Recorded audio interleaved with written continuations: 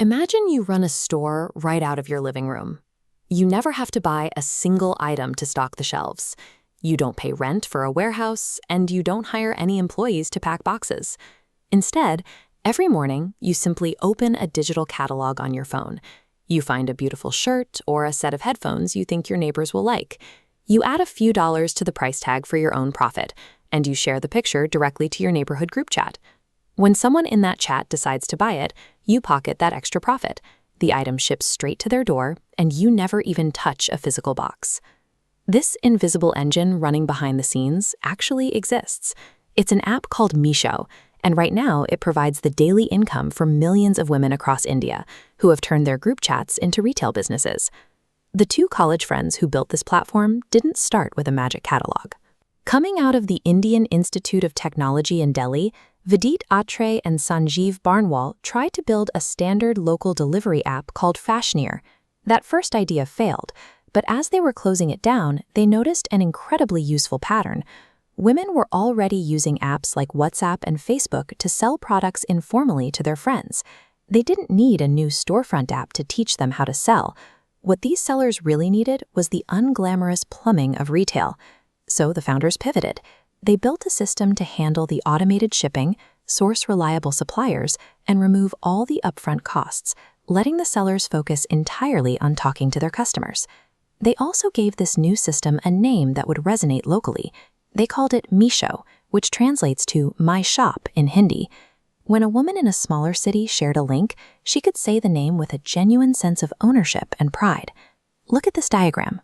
On the left, a traditional online store charges independent sellers a fee every single time they make a sale. On the right, Meesho does something completely different. They charge their sellers exactly 0% commission.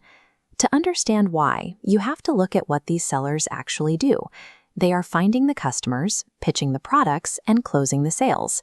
They act as Meesho's entire marketing and distribution team.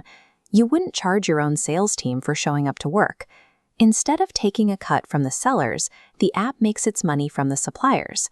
Large brands and clothing manufacturers pay advertising fees to ensure their specific items appear at the very top of the catalog when sellers are browsing for things to share.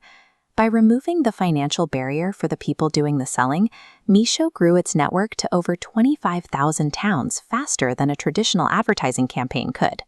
In large metropolitan cities, people usually shop by typing a product into a search bar and trusting the anonymous reviews. But in smaller towns, buying decisions rely heavily on community proof. Think about how you pick a new restaurant.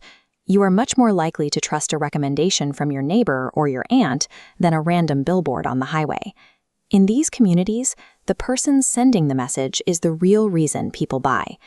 Meesho built its entire app interface around this exact human behavior. With just one tap, a seller can take a high-quality product image from the catalog and drop it directly into their local neighborhood group chat. The buyer knows that the human seller is filtering out the bad items and vouching for the good ones. For millions of people, the seller's personal reputation acts as a stronger filter for quality than a computer algorithm ever could. When global lockdowns hit in 2020, physical retail stores closed their doors. Millions of people suddenly stuck at home needed a way to bring in extra income without leaving their living rooms.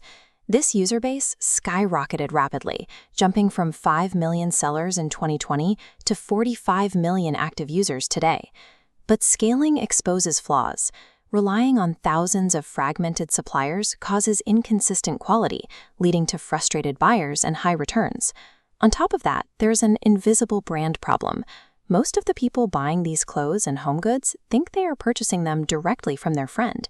They often don't even realize the Meesho platform exists. Even with those hurdles, the model remains resilient. Because those 15 million sellers handle the work of building trust for free, Meesho avoids the massive marketing costs traditional e-commerce giants pay to find every new customer. Meesho's growth shows that even in an era dominated by screens and search engines, the recommendation of a trusted friend is still a powerful way to move a product.